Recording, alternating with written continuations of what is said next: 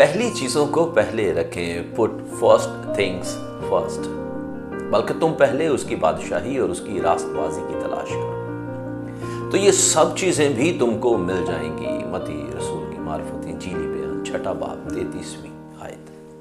خدا یسوع مسیح کی سلامتی ہمیشہ آپ پر قائم رہے۔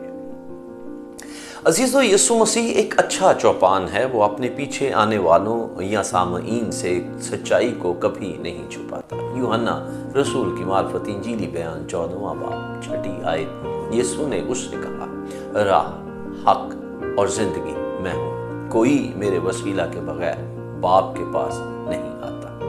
وہ چاہتا ہے کہ دنیا میں ہر کوئی ایک بات جان لے کہ مسیح کی بادشاہی اور دنیوی بادشاہی میں فرق ہے۔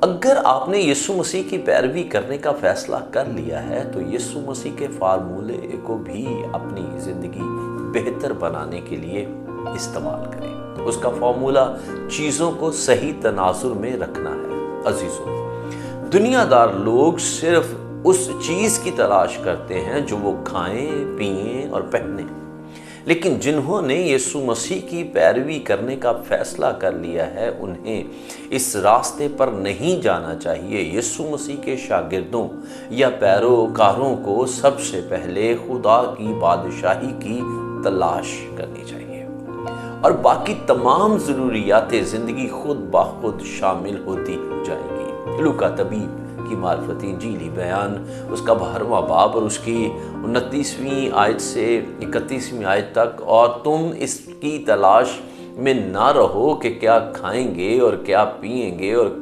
نہ شکی بنو، کیونکہ ان سب چیزوں کی تلاش میں دنیا کی قومیں رہتی ہیں، لیکن تمہارا باپ جانتا ہے کہ تم ان چیزوں کے محتاج ہو۔ ہاں، اس کی بادشاہی کی تلاش میں رہو تو یہ چیزیں بھی تمہیں مل جائیں گی۔